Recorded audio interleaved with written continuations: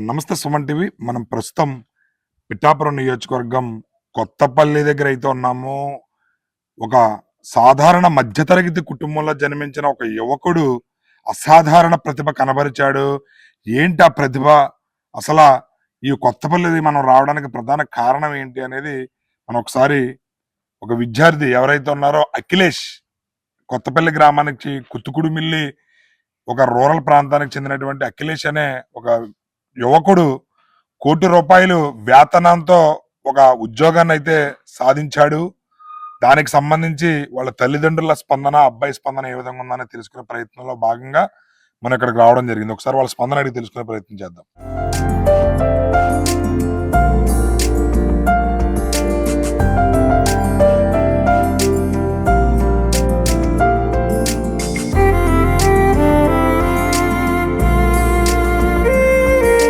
ప్రస్తుతం మనమైతే ఎవరైతే ₹1,00,00,000 వార్షిక జీతంతో ఉద్యోగాన్ని సాధించాడో ఆ యువకుడు అఖిలేష్ దగ్గర అయితే ఉన్నాము. అఖిలేష్ని అడిగి ఆయన స్పందన తెలుసుకునే ప్రయత్నం చేద్దాం. Hi Akhilesh, congratulations.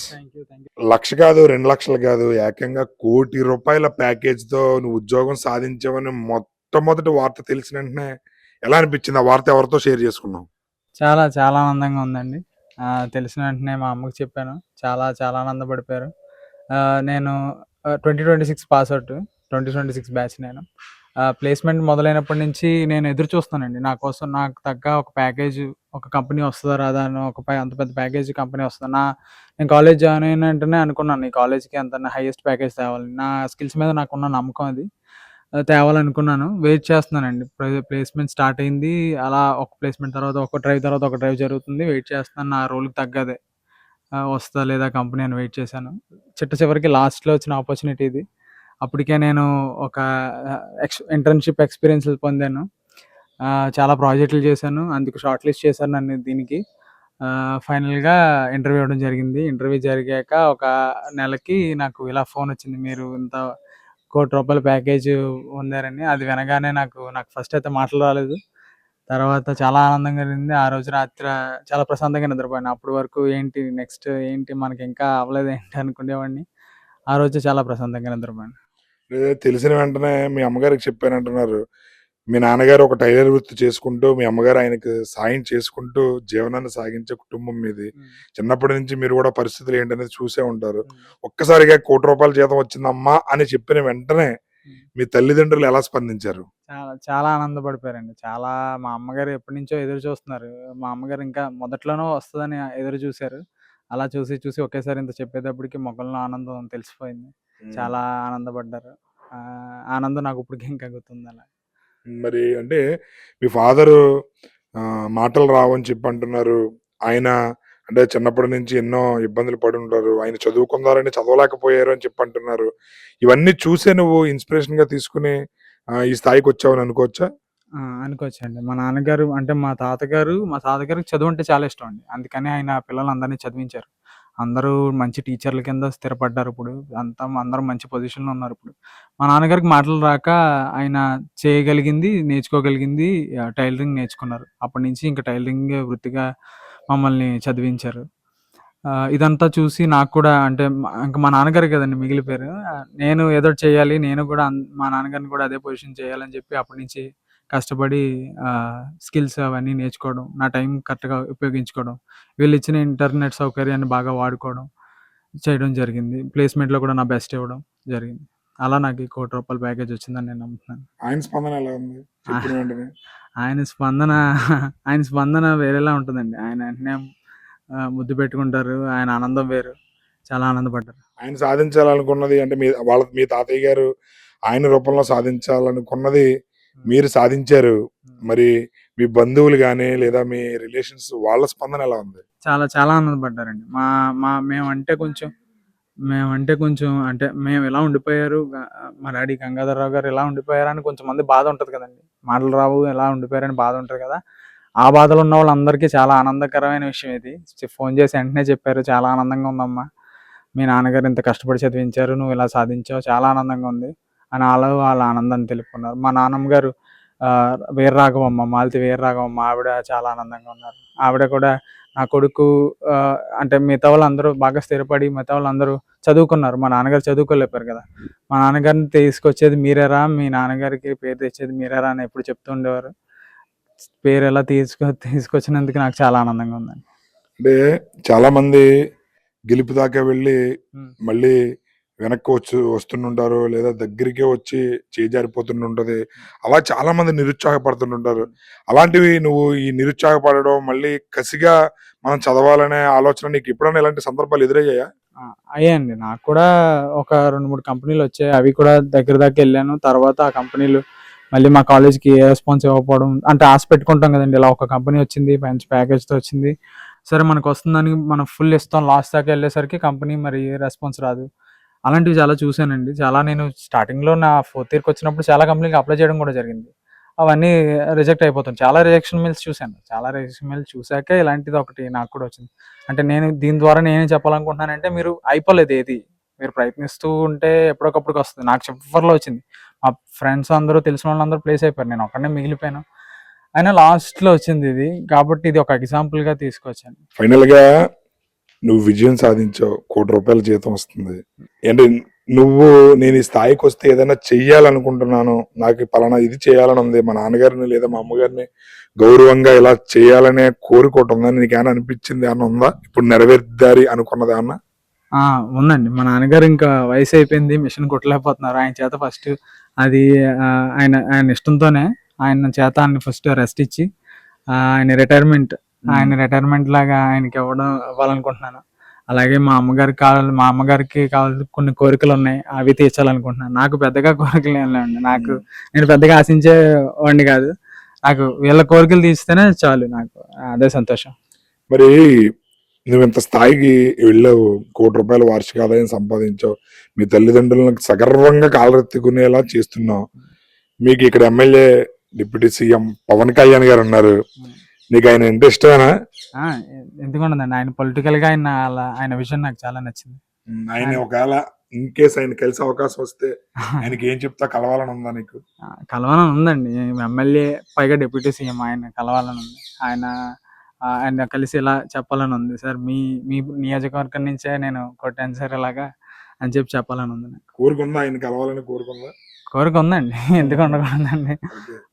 అంటే చాలా మంది కలవాలనుకుంటారు కదా! నాకు ఇలా కలవాల్సొచ్చింది. నేను ఆయన్ని నిజానికి కలవలేదండి. డైరెక్ట్‌గా ఎప్పుడు చూడలేదు. అవకాశం రాలేదు నాకు. మా తమ్ముడు ఎళ్ళాడు. అందరూ చూసారు. మా ఫ్రెండ్స్ చూసారు. నాకు ఇక్కడికి మా ఊరికి కూడా చాలా సార్లు వచ్చారండి. అప్పుడు నాకు కుదరలేదు. అంటే నేను ఇలాంటి వాటిల మీద ఉండిపోయి అలా కుదరలేదు. ఇలా కుదిరితే ఇంకా అది చాలా గొప్ప విషయం. ఆయన చేస్తున్న కార్యక్రమాలు అవి చూసి ఇన్స్పిరేషనల్‌గా ఆ! ఫీల్ అవుతుంటావా? చాలా ఇన్స్‌పిరేషన్‌గా ఫీల్ ఆయన చాలా ఫస్ట్ చాలా అంటే అయింది గదండీ! ఇంతకాలం అయిన తర్వాత ఆయన సీఎం అయ్యారు. నేను ఇన్ని నెలల తర్వాత లాస్ట్‌లో కొట్టాను. 2 చోట్ల ఓటమి తర్వాత ఆ! గెలుపొందారాయన. నేను అలా కొన్ని ఓటములు చూసి ఇప్పుడు నాకు చాలా ఇన్స్‌పిరేషన్. చూసారు కదా! అఖిలేష్ నిజంగా చాలా మంది యువతకు ఇన్స్పిరేషను ఈయన. ఎన్నో ఓటమంటే 4, 5 సందర్భాల్లో నేను ఇంటర్వ్యూల దాకా వెళ్ళి బాధపడిన సందర్భాలు ఎన్నో ఉన్నాయి. నిద్ర పట్టేది కాదు. ఏం జరుగుతుందనే టెన్షన్‌తో బాధపడేవాడిని. మా నాన్నగారు, మా తాతయ్య గారు బాగా చదవాలని మా తాతయ్య గారు కోరుకునేవారు. కానీ ఆ కోరిక మా నాన్నగారు మోగవ్వడం వల్ల తను చదువుకోలేక కేవలం తనకి ఏదైతే వృత్తి బాగుంటుందో ఆ వృత్తి టైలరింగ్‌ని ఎంచుకొని ఆయన మమ్మల్ని చదివించారు. అది కసిగా తీసుకొని నా తల్లిదండ్రులను నేను సగర్వంగా మంచి పొజిషన్‌లో ఉంచేలాగా నేను చెయ్యాలనే సంకల్పంతో కష్టపడి చదివాను. ప్రయత్నిస్తే ఏది చేతికి చెందకుండా వెళ్ళదు. అది ఖచ్చితంగా మనకి వస్తుంది ఆ గెలుపు అనేది నిదర్శనంగా ఈ అబ్బాయి చాలా అద్భుతంగా మాట్లాడాడు. వాళ్ళ తల్లిదండ్రులు ఫస్ట్ వాళ్ళ ఫాదర్‌కి రిటైర్మెంట్ ఇస్తానంటున్నాడు. ఎంతో కష్టపడ్డారు. మా నాన్నగారి వయసు మీద పడుతుంది.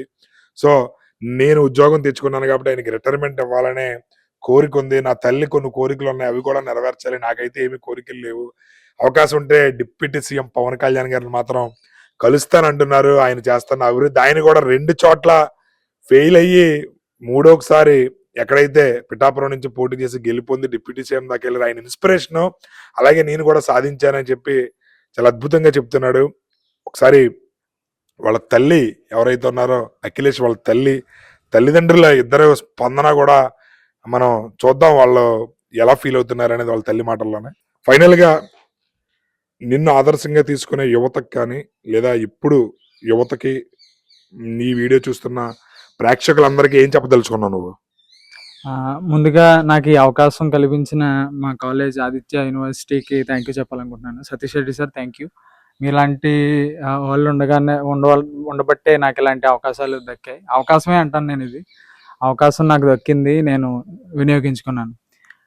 ఇకపోతే జూనియర్స్కి నా తర్వాత వచ్చే వాళ్ళకి నేను ఏం చెప్పాలనుకుంటున్నానంటే, ప్రతిదానికి అంటే ఫస్ట్ ఏదన్నా చేద్దాం అనుకుంటే మన వల్ల కాదులే అని వదిలేస్తున్నారు. లేదా ప్రతిదీ బాగా సీరియస్గా తీసేసుకుంటున్నారు. చిన్నది ఏదన్నా ఒక చిన్న ఫెయిల్యూర్ వచ్చినా సరే చాలా సీరియస్గా తీసుకుంటున్నారు. నేను చాలా చూస్తాను. నాకు ఇన్స్టాగ్రామ్ పేజ్ ఒకటి ఉంది. దాంట్లో నేను న్యూస్ గట్రా షేర్ చేస్తూ ఉంటాను. నేను చాలా న్యూస్లు చూసి బాధపడే విషయం ఏంటంటే, ప్రతి స్టూడెంట్ ప్రతి స్టూడెంట్ లేదా ఈ ఇంటర్ అంటే ఈ మధ్య ఏజ్ ఉన్న వాళ్ళు, అడల్ట్ ఏజ్కి వచ్చిన వాళ్ళు, అంటే 18 to 20 అలా ఏజ్ ఉన్న వాళ్ళు చాలా ర్యాష్గా డిసిషన్స్ తీసుకుంటున్నారు. చాలా చిన్నది ఏదన్నా అంటే సూసైడ్ దాకా వెళ్ళిపోతున్నారు. అంత వద్దండి. అంత దూరం వెళ్ళాల్సిన అవసరం లేదు. ఫస్ట్ మీరు ఆ థాట్ దాకా వెళ్ళేటప్పుడు ఒకసారి మీ పేరెంట్స్ ఎంత కష్టపడుతున్నారో చూడండి. నేను మా పేరెంట్స్ ఎంత కష్టపడుతున్నారో ఆలోచించాను కనుకే నేను ఏదో ఒకటి చేద్దాం, ఏదో ఒకటి సాధిద్దాం, ఇంకెంతకాలం అన్నట్టు స్టార్ట్ చేశాను నా స్కిల్స్ నేర్చుకోవడం. నాకు ఏదో ఒకటి చేయాలని ఉంటుందండి. ఇలా ఒక మనిషిగా పుట్టినందుకు ఏదో ఒకటి సాధించాలి అన్న కసి మొదలైంది మా పేరెంట్స్ని చూశాక. వాళ్ళ అయిపోయింది. మా నాన్నగారికి చెవిటి మోగ వల్ల ఆయన చదువుకోలేకపోయారు. ఆ ఒక్క కారణంతో ఆయన జీవితం అక్కడితో ఆగిపోయింది. ఆయన టైలరింగ్తో మిగిలిపోయారు. మనకి చెవుడు, మనకి మాట వినబడుతుంది, మనం మాట్లాడగలుగుతాం, వినబడుతాం, మనం ఎంత చేయగలం. ఆయన రాస్తారండి. మా నాన్నగారు పేరు రాయగలరు, ఆయన పేరు ఆయన గుర్తుపట్టగలరు. ఆయన ఒకవేళ మాట చెవుడు మోగా ఉండుంటే ఎంత సాధిస్తారో అని ఆలోచనలు కూడా వస్తుంటాయి. కాబట్టి ప్రతిదానికి అంటే మన వల్ల కాదు లేదా ఇదే దారి అని చెప్పి డిసైడ్ అయిపోకండి. ఒకసారి మీ పేరెంట్స్ గురించి ఆలోచించండి. వాళ్ళు మీ మీద ఏదో ఒక హోప్స్ పెట్టుకునే ఉంటారు. మా అమ్మగారు నేను ఏదో చేస్తానని వాళ్ళకి హోప్స్ ఉంటాయి. నేను ఇంకా ప్లేస్మెంట్ రాలేదని చెప్పి, ఇంతకాలం అయిపోతుందని చెప్పి నేను నిరుత్సాహపడడం, లేదా ఆ టైంలో ఏదో ఒక డెసిషన్ తీసేసుకోవడం, అలాంటివి చేయకూడదు. నేను చేయలేదండి. సో నేను చెప్పేది ఏంటంటే, మీకు ఇంట్రెస్ట్ ఏదో ఒక దాంట్లో ఉంటుంది. ఫస్ట్ ఆ ఇంట్రెస్ట్ ఏంటో ఫైండ్ అవుట్ చేయండి. మీకు ఇంట్రెస్ట్ ఉంటే మీరు హార్డ్ వర్క్ ఈజీగా చేసేస్తారు. నాకు తెలిసిన వాళ్ళలోనే వాడు దీని గురించి చేయకపోవచ్చు, కానీ వాడికి ఇంట్రెస్ట్ ఉన్న వాటిలో ఎంత టైం ఉన్నా పెట్టగలుగుతాడు. సో మీ ఇంట్రెస్ట్ ఏదన్నా ఉంటే దాంట్లోనే పెట్టండి. మీరు ఇదే బ్రాంచ్ తీసుకున్నారు, ఇదే కష్టపడాలని లేదు, అలా అయితే వెల్ అండ్ గుడ్. బట్ మీకు ఇంట్రెస్ట్ ఏదో దాంట్లో ఉంటుంది కాబట్టి దాని మీద కొంచెం హార్డ్ వర్క్ చేశారంటే మీరు కూడా నాలాగే ప్యాకేజ్ పక్కా కొడతారు. మనం అంటే మనకి ఇన్ని అవకాశాలు దొరికినప్పుడు కొంచెం వినియోగించుకోవాలండి. ఇంటర్నెట్ సౌకర్యం చాలా మందికి ఉంటుంది, దాన్ని చాలా బాగా వాడుకోవాలి. సోషల్ మీడియాలో టైం ఎక్కువ స్పెండ్ చేస్తూ ఉంటారు. అదే టైం కొంచెం ఇలాంటి వాటి మీద కూడా స్పెండ్ చేస్తే కొంచెం ఫ్యూచర్ చాలా బాగుంటుంది. చూసారు కదా అఖిలేష్ మాటల్లో అబ్బాయి స్పందన.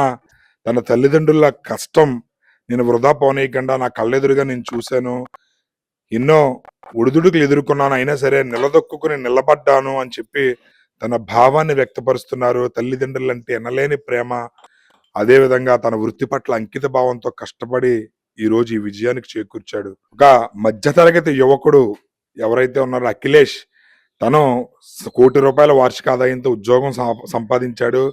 దానికి సంబంధించి ఈ రోజు మనం ఇక్కడికి రావడం అయితే జరిగింది. తన తండ్రి ఎవరైతే ఉన్నారో గంగాధర్, ఈ గంగాధర్ గారు తను చిన్నప్పటి నుంచి కూడా చెవిటి మోగా అవడంతో తను చదవాలనే కోరిక చదవలేక తన టైలరింగ్ వృత్తిని తన జీవనోపాధిగా ఎంచుకున్నారు. దానికి సంబంధించి మనం ఇక్కడ చూడొచ్చు, ఆయన టైలరింగ్ చేస్తున్నారు. ఆయనకి సాయంగా వాళ్ళ భార్య ఎవరైతే ఉన్నారో ఆవిడ కూడా సాయం చేస్తున్నారు. వీళ్ళిద్దరూ కూడా ఆ గంగాధర్ గారు, అదేవిధంగా వాళ్ళ వైఫ్ గంగాధర్ గారు, అదేవిధంగా దేవి దంపతుల ప్రథమ కుమారుడు మన అఖిలేష్, ఇప్పుడు ఉద్యోగం సంపాదించినటువంటి వ్యక్తి. వాళ్ళని అడిగి తెలుసుకునే ప్రయత్నం చేద్దాం ఒకసారి. ఏంటి మీ అబ్బాయి ఉద్యోగం సాధించాడు, ఎలా అనిపిస్తుంది? చాలా ఆనందంగా ఉందండి. ఏమన్నాడు ఫస్ట్ మీకు ఉద్యోగం వచ్చినా తెలిసిన ఫస్ట్ మీతో చెప్పాడంట? చెప్పాడండి, ఇలాగమ్మా నేను ఇందులో సెలెక్ట్ అయ్యాను, జీజీపీ ఏదో అనేవాడండి, అందులో ఉండేవాడు, అందులోంచి సెలెక్ట్ అయ్యాను, ఈ ప్యాకేజీతో జాబ్ వచ్చింది నాకు అని చెప్పేవాడండి. మరి ఏంటి ఏకంగా ₹1 కోటి జీతం అంటున్నారు? ఎలా అనిపిస్తుంది మీకు? మీ ఆ, బంధువులు అది ఎలా ఫీల్ అయ్యారు? అందరూ సంతోషించారండి. అతనికి మాటలు రావు, పిల్లోడు బాగా సాధించాడు ఉమ్. అన్నారండి అందరూ. ఎప్పుడైనా మీకు అనిపించిందా అంటే మా వారికి మాటలొచ్చు ఈ పిల్లలు తను ఇంకా బాగా చదువుకుని బాగా సెటిల్ అయ్యేవారేమో ఈ ఉద్యోగం రాకముందు అనిపించిందా మీకు? అదేంటి ఇక్కడే ఉన్నాం కదండి, ఈ పక్కనున్న ఈవీఎస్ స్కూల్లో వేసాం. అందరూ అనేవారు ఈవీఎస్ లో ఏమవుతుంది, ఇంకా పెద్ద స్కూల్కి వెళ్తే వస్తాయి కదా అనేవారు. మనం తట్టుకోలేక ఈవీఎస్ లోనే 10th వరకు చదివించామండి. తర్వాత ఇంటర్ నారాయణలో చదివించామండి. తర్వాత ఎంసెట్ రాసాడండి, ఆదిత్యలో సీట్ వచ్చిందండి. అక్కడ బాగా చెప్తంలో ఇంత డెవలప్ అయ్యాడు. ఉమ్. మరి ఏంటి మీ హస్బెండ్ గంగాధర్ గారు వారి యొక్క భావం మీకు అర్థమవుద్ది కదా, ఆయన భావంలో మీకు ఏమర్థమైంది? ఆయన ఆనందపడతాడండి. ఇప్పుడు ఆ అబ్బాయి, నేనే ఎప్పుడు చిరాకుగా ఉండేదాన్ని, సంసారం చేసుకుంటాం, వీళ్ళు ఫీజులు కడతాం, ఇవన్నిటిలో నేనే చిరాకుగా ఉండి పిల్లల్ని ఏమి చదవండి అనేదాన్ని కానీ, ముద్దులు కానీ అంతగా ఏమీ ఇది పడిపోయేదాన్ని కాదు. అతనైతే ఎప్పుడూ సంతోషంగా పిల్లల్ని ముద్దులు పెట్టుకుంటాం, ఆనందంగా చూసుకుంటాం, ఇంకా చేసేవారు. అన్నీ నేనే చేత్తంలోని కొంత కష్టంగా ఉండేదండి నాకు. తర్వాత వాళ్ళు అర్థం చేసుకొని అన్నీ బాగా ఉండేవి. చిన్నప్పటి నుంచి బుద్ధి అండి. చిన్నప్పుడు ఎప్పుడో పుట్టగానే వాళ్ళ నాన్న పేపర్ తెచ్చి మాటలు రాక, బాబు నిన్ను కలెక్టర్ అవ్వాలన్నా అన్న పేపర్లో చూపించారండి. చూపిస్తే నాన్న ఇలాగ అన్నాడు, నువ్వు కలెక్టర్ అవ్వాలంటున్నాడు అన్న మాటకి ఇవాళ నేను కలెక్టర్ అవ్వకపోయినా అమ్మ అంత స్థాయికి వస్తాను నేను అన్నాడు. ఆ మాట నిలబెట్టాడు. అది ఇప్పుడు ఆయనకి ఆ సంతోషం మీరు చూసారా కళ్ళారా? చాలా సంతోషం, ఆనందం. బాగున్నారు అయితే ఇప్పుడు అంతా కూడా చాలా. మీ అబ్బాయి నిజంగా చాలా మందికి ఇన్స్పిరేషన్. మీ అబ్బాయి అంతే. మా ఆడబడుచు గారు అలా ఆయన నారాయణలో జాయిన్ చేసేటప్పుడు మా ఆడబడుచుతో చెప్పేదానండి ఏమన్నా మంచి చెడ్డ. ఆవిడ వాళ్ళ ఆయన గారితో చెప్పి నారాయణ కాలేజీలో జాయిన్ చేశారండి. నారాయణ కాలేజీలో జాయిన్ చేసిన రోజు ఆయన అన్నారు, బాబు ఏ రోజు వరకు ఆ రోజు నువ్వు చేసేసుకో అన్నారు. అలాగే అక్కడ కంప్లీట్ చేసుకొని వచ్చి అది పాస్ అయిపోయి వచ్చాడండి. మళ్ళీ తర్వాత ఎంసెట్ రాశాడు, అందులో ర్యాంక్ వచ్చిందండి. ఆదిత్యలో జాయిన్ చేశారు, ఆయనే తీసుకెళ్ళారండి. ఇంకొక ఆడబడుచు గారు అలా ఆయనని తీసుకెళ్ళి జాయిన్ చేసి, బాబు నువ్వు బాగా చదువుకో ఎప్పటికప్పుడే అన్నారు. అలాగే అన్ని సబ్జెక్టులు ఏ సంవత్సరానికి ఆ సంవత్సరం అయిపోయినాయండి. అప్పుడు ఇంకా జాబ్ రావటం లేదని నేనే కంగారు పడేదాన్ని. బేస్మెంట్లో రావటం లేదు, నువ్వు ఎప్పుడైనా ఆదిత్య క్యాంపస్లోనే రావాలని కోరుకునేదానండి. ఏ దేవుడికి దండం పెట్టినా క్యాంపస్లోనే రావాలని దండం పెట్టుకునేదాన్ని. ఎంతో ఆశగా ఉండేది. అన్నీ అయిపోయినాయి కానీ రాలేదు. అందరికీ మొన్న మధ్యన అందులో సాల్వాలు కప్పి సత్కరించారు, అందులో రాలేదని నేను బాధపడ్డాను. ఇలా రాలేదు అనుకున్నాను. అయితే నేను తాపీపనికి వెళ్ళిపోయాను, నీకు సాల్వా తప్పేనా అనేవాడు. అన్నందుకు ఇవాళ ఇంత పెద్ద ప్యాకేజ్తో ఆదిత్య కాలేజీలో సంపాదించినందుకు ఆ శేషారెడ్డి గారికి, ఆ సతీష్ రెడ్డి గారికి ధన్యవాదాలు. అంటే మీ అబ్బాయి సాధించిన విజయం మీరు పొద్దుటి నుంచి ఖాళీ కూడా ఉండుండదు, మొత్తం మీడియా అంతా మీ దగ్గరే ఉండుంటారు. ఇవన్నీ చూస్తే మీ అబ్బాయి సాధించిన విజయం మీకు ఎలా అనిపిస్తుంది? చాలా ఆనందంగా ఉందండి, చాలా సంతోషంగా ఉంది. ఇంత ఆనందాన్ని పొందుతాను అనుకోలేదండి. అంత ఆనందం ఇచ్చాడండి బిడ్డ. ఆ దేవుడు ఇచ్చిన బిడ్డ అండి. ఎన్నో నవ్వులు వేసుకున్నానండి ఆ బిడ్డ. ఆ కోరిక తీర్చాడండి. ఎప్పుడు కూడా నేను ఆ పిల్లల గురించి ఆలోచించేదానండి, దేనికి బయటికి వెళ్ళేదాన్ని కాదు. అతనికి మాటలు రావు, ఎవరన్నా మిషన్ దగ్గరికి వస్తే వచ్చి 10 రూపాయలు రావు, నేను బయటికి వెళ్ళిపోతే ఆ డబ్బులు లేకుండా ఉంటాం కదా, పిల్లల ఫీజులు కట్టాలి కదా అని.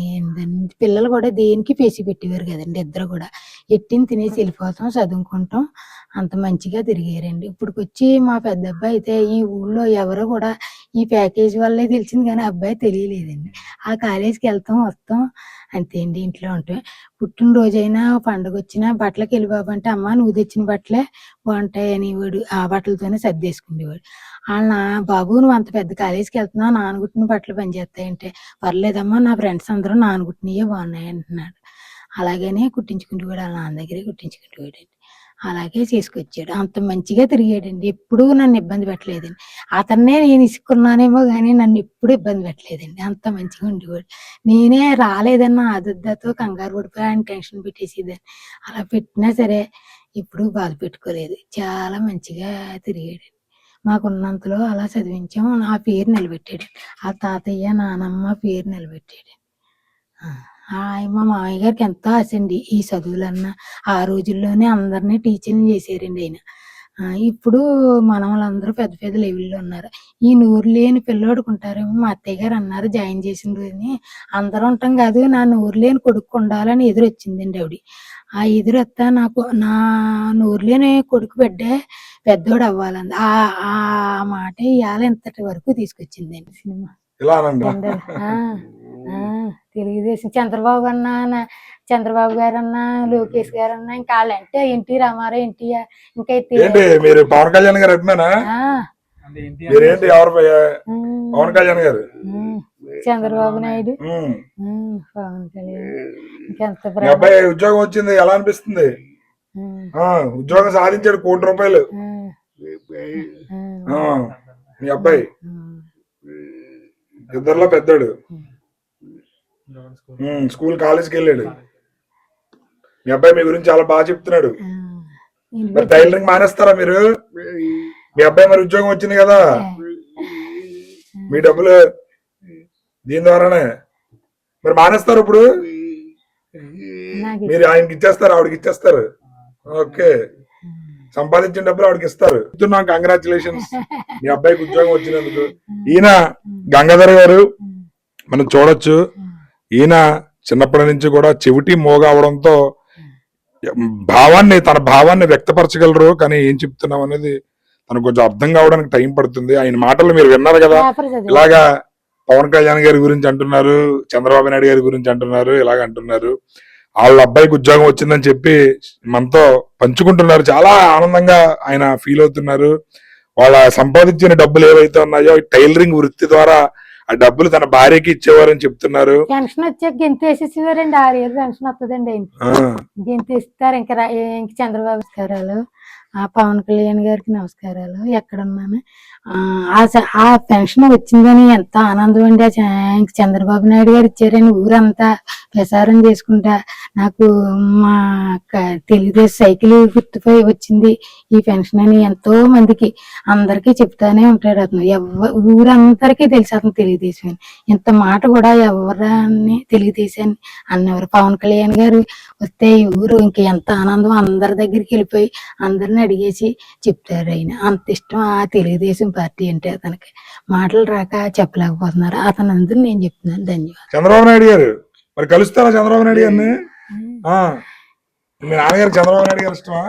ఇష్టం అండి, చాలా చాలా ఇష్టం. ఇంకా ఎన్టీ రామారావు గారు, రామారావు గారు, చంద్రబాబు నాయుడు గారు అందరూ వాళ్ళ ఫ్యామిలీ వాళ్ళు. బాలకృష్ణ అంటే ఇంకా చెప్పతారం కాదు, ఎన్ని సినిమాలు చూసారు కదండి. బాలకృష్ణ అంటే ఇంకా ప్రతి సినిమాకి వెళ్ళిపోతారు. చాలా ఒప్పుకున్నప్పుడు చాలా ఇష్టం. కలుస్తారా బాలకృష్ణ గారిని, చంద్రబాబు నాయుడు గారిని?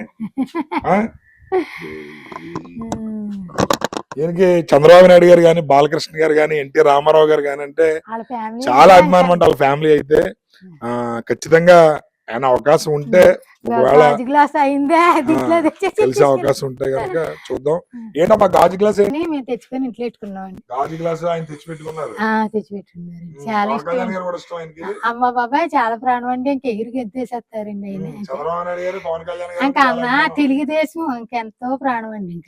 ఇంకా ఎన్టీఆర్ కుటుంబం అంటే ఇంకా చూస్తే ఇంకా సినిమాలు అయితే చిన్నప్పుడు ఓపికగా ఉన్నప్పుడు అయితే ప్రతి సినిమాకి వెళ్ళిపోయేవారు, బాలకృష్ణ గారి సినిమాకి అయితే.